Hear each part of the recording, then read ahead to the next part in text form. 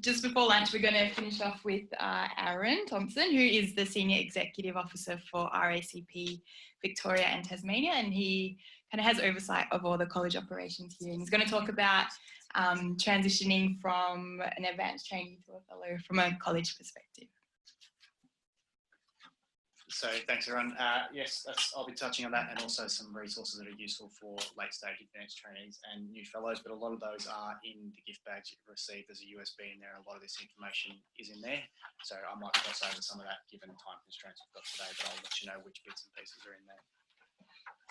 Firstly, just a quick bit on the governance of the college. The college board has 10 members. The president is elected by the membership and is an elected fellow. It's currently Professor Mark Lane, and Professor John Wilson is the president-elect, so will be the next president of the college, with a Victorian fellow that some of you may know. The College Council is a representative body that is advisory to the board. As you can see there, it's made up from all the different areas of the college, so you've got the different specialties, the regions, and then divisions, faculties, and other areas. That's just a quick overview. Anybody who's got any questions on this, I'm happy to take questions during the lunch break and talk on things a little bit further. Just now moving to the confirmation of fellowship. This slide explains the timeframes around processing your invitation to fellowship. As you can appreciate, you've completed a lot of reports and your research report during your time. So that 6 to 8 weeks that it talks about here includes things like the finalisation of your paperwork, the approval of your research project or projects, and presentation to the Advanced Training Committee for approval, and then the preparation of the invitation to fellowship. If you do require approval from the Joint Training Committee, it will probably be another 2 or 3 weeks on top of that, so just please take note of that. It might be a little bit longer if that's the case. Once you do become a fellow, subscriptions are due the 1st of January every year, but you can pay those in instalments. Probably a key point on this slide is the point down at number 7. If ARPA requires a letter to be emailed from the college direct, please obtain the case officer details and email them to member services. ARPA often won't take it if it comes from you directly. It needs to come from the college, so please make sure you get the case officer details and let member services know that, and they'll email it through direct on your behalf to try and expedite that.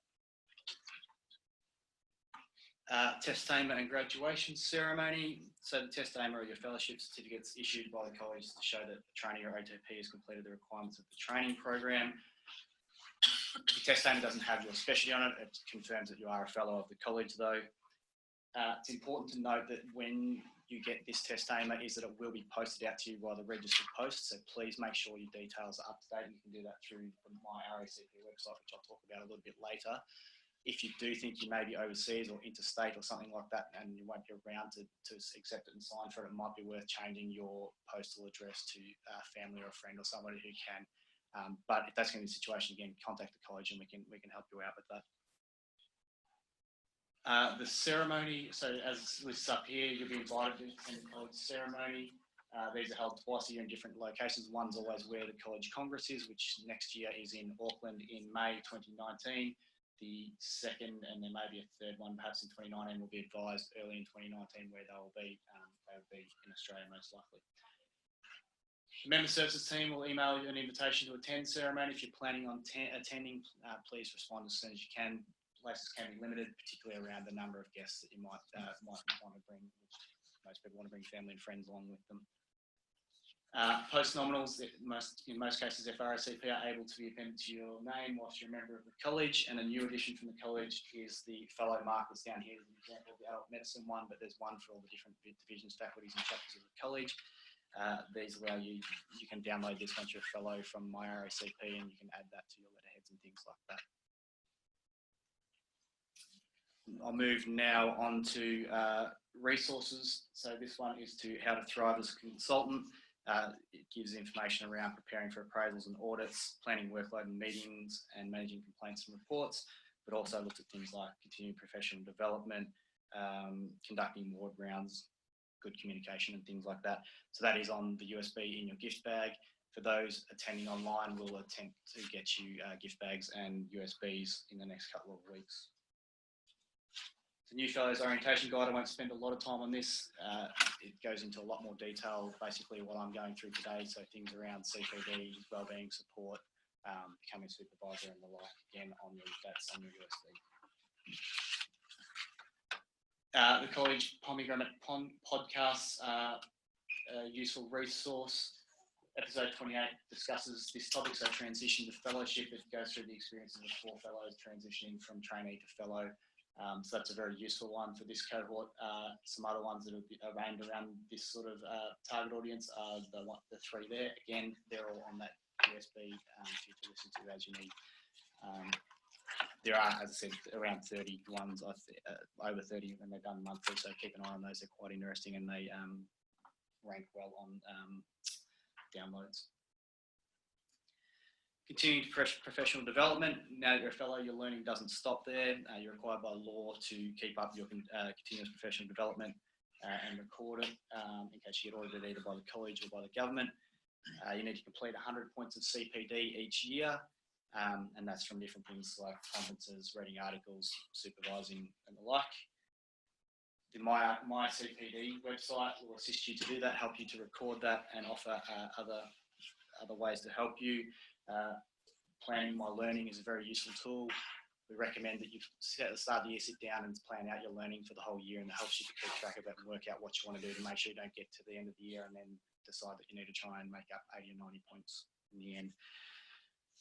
The CPD program is on a yearly cycle on a calendar year, so records are due at the 31st of March at the end of that year. Records not completed by them will be considered incomplete.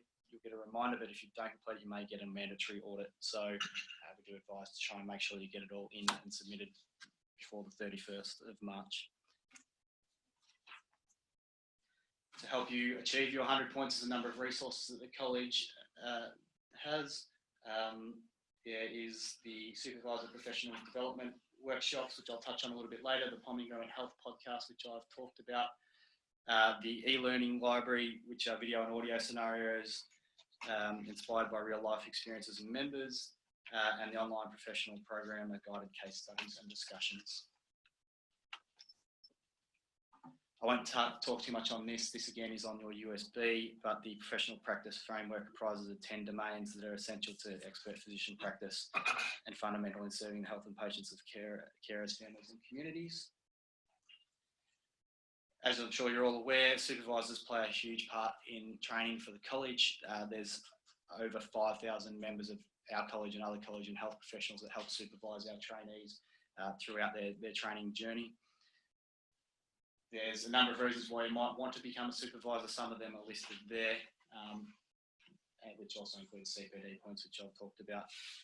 If you want to become a supervisor, if you're not already one, you can self-nominate to become a supervisor. You can be nominated by your workplace or nominated by a trainee. If you are interested in being a supervisor, please contact the college and we'll help guide you in that. The Supervisor Professional Development Program is a program that the college developed to help provide supervising skills for our supervisors when dealing with trainees. It's 3 different workshops with the titles there. These can be done face-to-face or online. If they're online, it's done over sort of a 5-week period. Face-to-face, the workshops are 3 hours each workshop.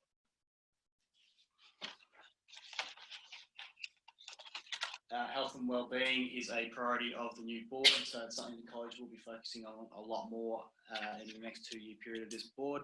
We're lucky enough to have a number of speakers here today speaking on this who are a lot more qualified than myself to speak on this, so I won't go into it too much, but I will touch on the Converge confidential counselling service.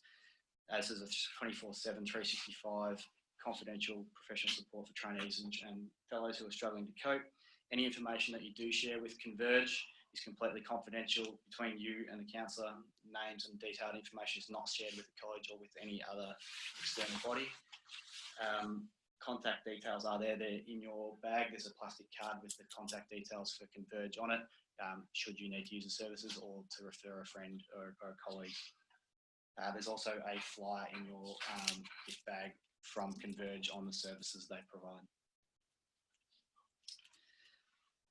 Evolve is an initiative that is led by physicians in the RACP to drive high quality, high value patient care. Evolve identifies especially top 5 practices that in some circumstances may be overused or provide little or no benefit, or in some cases unnecessary harm. So there's basically one of these on most of the different specialties the college covers, and if they haven't got them yet, they're working towards them. They're quite interesting, so I'd encourage you to go to that website and have a look. Very quickly on policy and advocacy. Advocacy is a large part of what the college does. If you want to become involved, there's a number of reference groups and working parties, or you can raise issues directly to the college, and there's a number of bodies within the college that advocate on behalf of members and the profession, particularly the state committees do a lot of that. Events, there's a number of lectures, workshops, conferences. This is a good example of it to help you, one, maintain continued professional development points, two, keep your learning up to date, but three, also offer to network with your colleagues. They're all available to be seen on the RACP events website to keep up to date with when they're upcoming. The state e-bulletins also include events in local areas, so keep an eye on those as well. The College Congress is the largest of the college events. That's 6th to 8th of May next year. Hopefully you all know what the Congress is, so I won't spend too much time on that in the interest of time. Member benefits, again, hopefully you recognise that there's a lot of benefits to being a member. The main point around this slide is the Member Advantage program that's available to members. It offers lifestyle benefits to our members around things like travel, online shopping, motoring and the like. Log into there to have a look and see where you can have benefits and discounts. My RACP I touched on earlier to update your information around your address for your test AIMA. Go to this link, helps you update your personal details and change your password as mentioned. There's a few other things you can do on there, like choose the information you want to receive. If you don't want to get certain emails, certain e-bulletins, things like that, you can select out of those things there, or give information on areas you would like to be involved in. You can post subscriptions and other services. It's quite working at the college. There's quite a lot of members who don't update their information, and we haven't got up-to-date information. So it's really good if you've got time to log in and do that, so that we can make sure that we get you information on events like this. The foundation, there's a flyer again in your gift bag on this. The foundation is the philanthropic arm of the college. They provide a range of fellowships, scholarships, grants and prizes to establish and further careers in medical research and other educational initiatives. The flyer in there outlines pretty well what the foundation does. And just to finish off, that's the contact details. There's the list of the Victorian Regional Office team there.